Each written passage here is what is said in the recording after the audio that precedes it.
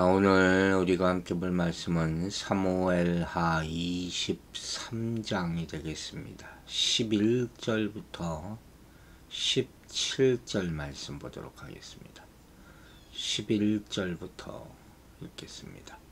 그 다음은 하랄 사람 아게의 아들 삼마라 블레셋 사람이 사기가 올라 거기 녹두나무가 가득한 한쪽 밭에 모임에 백성들은 블레셋 사람들 앞에서 도망하되 그는 그 밭 가운데 서서 막아 블레셋 사람들을 친지라.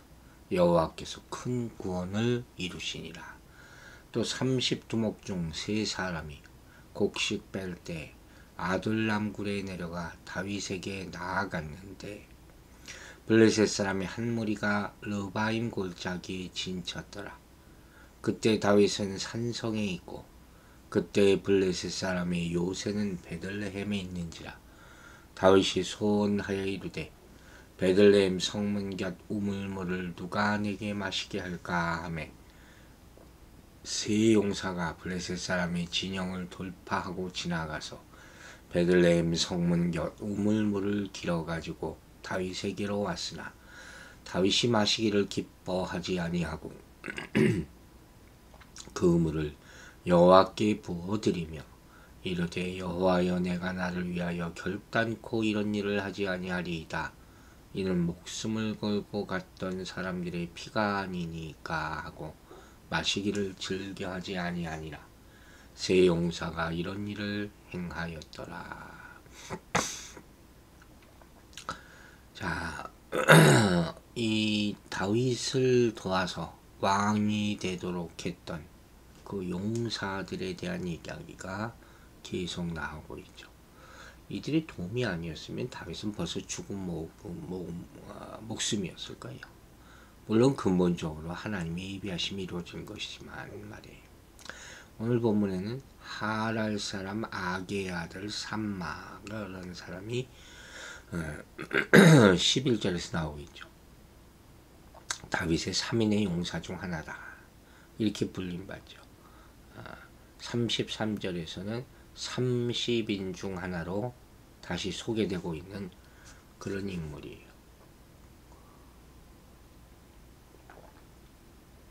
이 인물은 언제 어떤 역할을 했냐. 블레셋 사람이 한 번은 큰 군대를 이뤄서 녹두나무가 무성한 밭에 집결해 있을 때 이스라엘 군대가 그들을 보고서 두려워서 도망한 적이 있었거든요. 바로 그때 삼마가 밭의 한가운데 버티고 서서 그 밭을 지키면서 블레셋 사람을 다 쳐주겠다는 거예요. 이 장면은 마치 사사기 15장에 나오는 레하라는 곳에서 나귀의 새 턱뼈로 블레셋 사람 1,000명을 죽였던 삼손을 떠올리게 하는 그런 용맹스러운 장면이라고 하죠. 그래서 그를 통해서 이스라엘이 큰 승리를 거둔 그런 역사가 있잖아요. 이런 모습들, 이 다윗의 용사들을 보면 뭐가 떠오르냐? 마치 하나님의 나라를 위해서 싸우는 예수 그리스도의 권사들을 떠올리게 한다는 거예요. 여러분 어떠세요? 즉 믿음의 용사는 누구냐? 어떤 사람이 믿음의 용사냐? 바로 교회 안에서 언약을 믿고 그리스도를 붙잡는 사람이 믿음의 용사예요. 그들이 바로 하나님이 세우신 믿음의 용사란 말이에요. 교회는 그런 사람들을 존중해야 돼요. 또 하나님의 말씀을 가르치고 또 전하고 그래서 이 믿음의 용사들을 길러내는 것이 교회란 말이에요. 우리가 그 역할을 감당하게 되기를 바랍니다. 또 13절에는 누가 있어요? 30두목 중 세 사람이 곡식 뺄 때 아둘람 굴에 내려가 다윗에게 나아갔는데 블레셋 사람의 한 무리가 르바임 골짜기에 진쳤더라. 이런 전개를 보니까 다윗의 용사 30 가운데는 3인조로 구성되는 용사단이 있었던 것 같아요. 본래 다윗은 정확하게 용사 30으로 이루어진 그런 이 단을 두었다 하는 것이죠. 그런데 39절에 나면 37명의 명단이 나오거든요. 나중에 그 숫자가 좀 늘어난 게 아닌가 하는 추측도 갖게 되죠. 여기 나오는 것은 30두목 중 3사람이라고 했어요. 여기 나오는 3사람은 이 앞절에서 언급된 3인이 아니라 아비새와 분하야 그리고 익명의 한 사람이죠. 이들은 두 번째 3인이라고 보면 될 것 같아요. 이들의 충성은 첫 번째 3인, 즉 야소부함과 엘르아살과 삼마 이 세 사람에 못지 않지만 능력면에서는 이들에게 미치지 못하는 그런 사람으로 보여지는 것이죠. 그리고 이들이 활약한 곳이 어디입니까? 바로 아둘람굴이라는 유명한 곳이죠. 바로 다윗이 사울왕의 추격을 피하여 은신한 곳. 다윗이 죽었다 살아나는 곳이에요. 그러니까 여기서 그의 가족과 다른 동료들과 만나게 되는 장소. 여기가 어디냐면 가드와 베들레헴 중간 정도 되는 지점. 그런 지점이에요. 이거 얼마 전에 이 고고학 탐사로서 이 400명 정도가 거주할 만한 큰 동굴 하나가 여기서 발견된 그런 보고도 있었던 거죠. 이게 사실이라는 거죠. 그때 블레셋 사람의 때가 르바임 골짜기에 진쳤더라 그랬잖아요. 그러니까 여기 나오는 이 모습은 여기 나오는 이 블레셋 전투가 5장에 기록된 전투와 같은 것이라는 것을 보여주는 것이죠. 왜냐하면 양쪽 구절 모두에서 블레셋 사람들이 르바임 골짜기에 진쳤다고 말하고 있기 때문이죠. 여기 나오는 이 르바임 골짜기는 뭡니까? 바로 예루살렘 서남쪽에 위치한 골짜기고 요다 지파와 베냐민 지파의 경계적으로 유명한 곳이죠. 이 전투는 다윗이 온 이스라엘 왕이 된 직후에 통일된 다윗 왕국의 세력을 우려한 블레셋 족속이 선제 침공으로 해서 발발된 그런 유명한 전쟁 아닙니까? 그래서 사실 이 타이밍이 굉장히 중요한 타이밍이었다는 거예요. 다윗에게는. 이스라엘에게도 마찬가지고. 다윗의 나라는 한마디로 아둘람 공동체에서 시작됐다. 이렇게 말할 수가 있어요. 그 정도예요. 그가 사울을 피해 숨어 있었을 때 그 뭐였던 사람이 누구였다고 표현하고 있어요. 마음이 상한 자, 애통한 자, 환난 자들이 다 찾아왔다 그랬잖아요. 다윗이 그들과 공동체 생활하면서 어려움을 극복했다는 거예요. 함께 고통을 나누고 위기를 극복하고 그러면서 다윗은 리더십을 키워나가고 그때부터 다윗의 나라가 세워지기 시작하는 거예요. 이 어려울 때 그들의 지도자로서 그는 위로와 소망을 주고 훗날 승리를 얻자 그 기쁨을 같이 나누며 성장하게 되는 거예요. 나중에 보면 다윗 정부에서 중요한 역할을 맡으면서 다윗을 도왔던 사람들은 다 그 공동체에서 나왔어요. 다윗 이 왕국의 뿌리라니까요. 우리가 중요한 교훈을 얻는 거죠. 처음부터 큰 나라의 지도자가 되는 사람이 누가 있습니까? 다윗은 이 아둘람 공동체에서 사람들과 고난의 시기를 함께 겪으면서 형제와 비전을 나누게 되는 것이죠. 그러니까 이 모든 과정이 훗날 그가 귀하게 쓰임받기 위한 준비 과정이었다는 것이죠.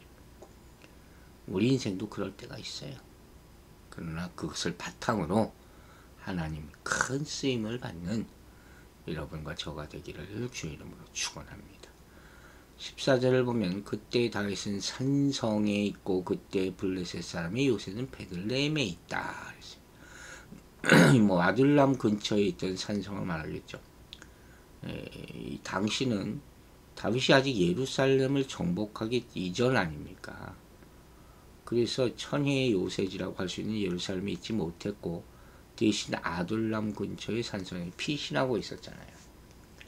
그리고 블레셋 사람의 요새가 베들레헴에 있었다. 그들의 군대가. 아마 지금 이 표현은 이 길보아 전투 때의 베들레헴을 차지한 그런 상황을 표현한 것 같아요. 그래 15절에 다윗이 소나에 이르되 베들레헴 성문 곁 우물물을 누가 내게 마시게 할까 하며. 자, 이 장면이 참 감동적이면서도 애매한 장면이에요.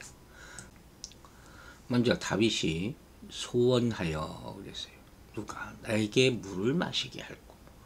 여기서 다윗의 상황은 뭐냐면 아주 간절히 목이 말라서 물 한 몸, 시원한 물 한 몸 먹어봤으면 하고 간절히 바라는 그런 모습이거든요. 근데 애가 타는 거예요. 왜 이랬을까? 당시 생각해보세요. 다윗은 블레셋과 치열한 전투의 와중에 있잖아요.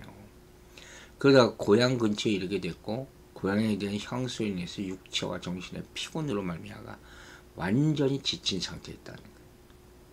그래서 이 고향의 우물물에 대한 그런 애타는 마음으로 지금 호소하기에는 이를 들은 이 3인의 충정 어린 행동이 이게 나타나게 된다는 거죠. 감동적인 장면이. 이 모습 겉으로만 보면 베들레헴 성문 곁 우물물을 누가 내게 마시게 할까. 고고학자들에 따르면 이건 아주 시원하고 깨끗한 그런 찬물이었다는 거예요. 근데 당시 다윗이 진치고 있던 아둘람 근처의 물은 좋지 않았거든요. 때문에 이런 물의 한 잔을 먹고 싶었던 거죠.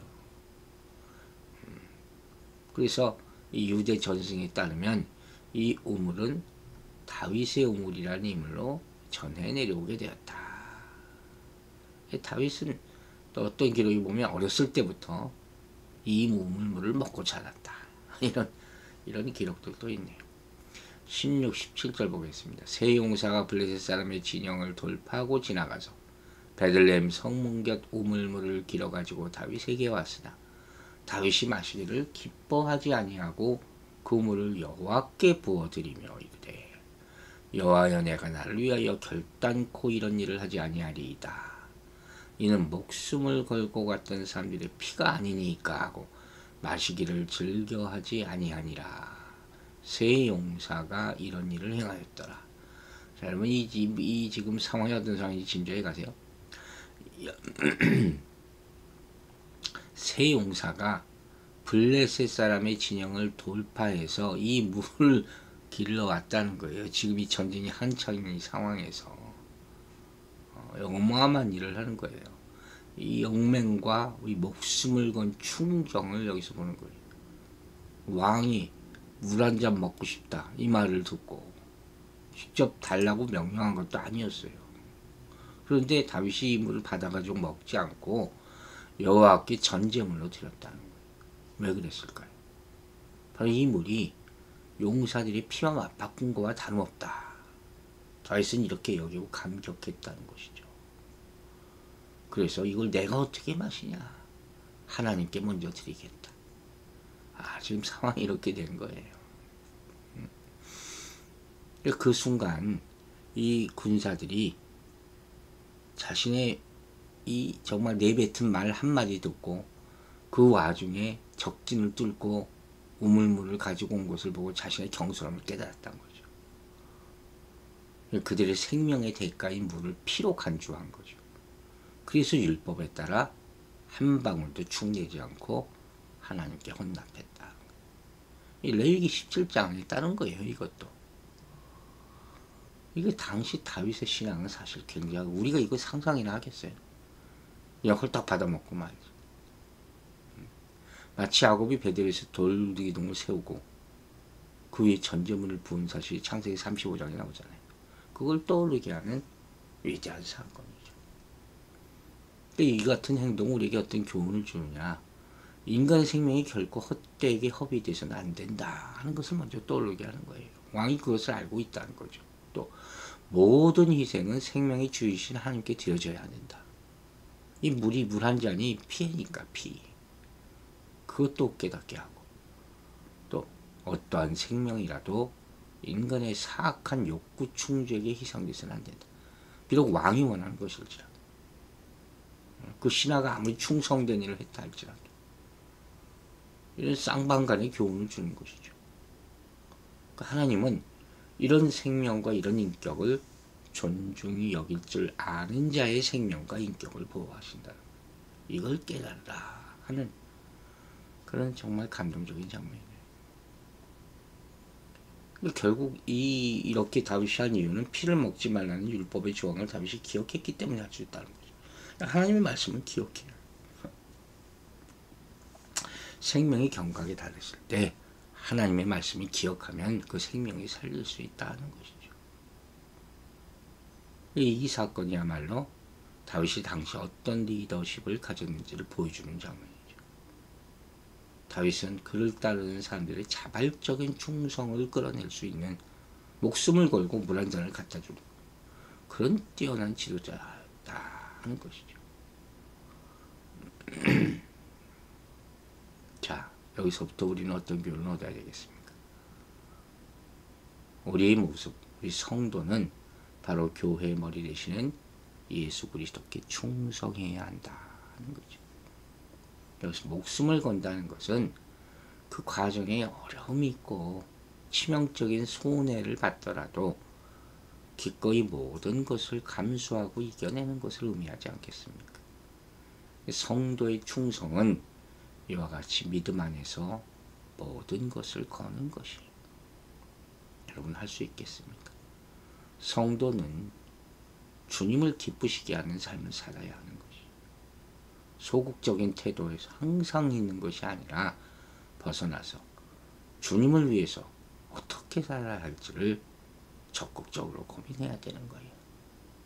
기존의 자기 중심적인 태도에서 벗어나서 교회의 유익을 위해서 삶의 방향과 목표를 바꿀 수 있어야 되는 거예요. 이런 모습이야말로 자신의 이익만을 추구하는 세상의 법칙과는 상반된 것이라 할 수 있는 것이죠. 그래서 성도가 세상을 거슬러 살다 보면 그렇게 충성되게 살다 보면 돈이나 시간이나 건강 등의 손해를 입을 수도 있는 거예요. 하지만 성도는 주님께만 온전히 충성을 다하기 위해 이런 손해도 능히 기쁨으로 감수할 수 있는 자임을 꼭 기억해야 할 것입니다. 우리도 오늘 본문을 보고 깨달아서 충성된 주님의 자녀로 살아가게 되기를 주의 이름으로 축원합니다. 기도하겠습니다.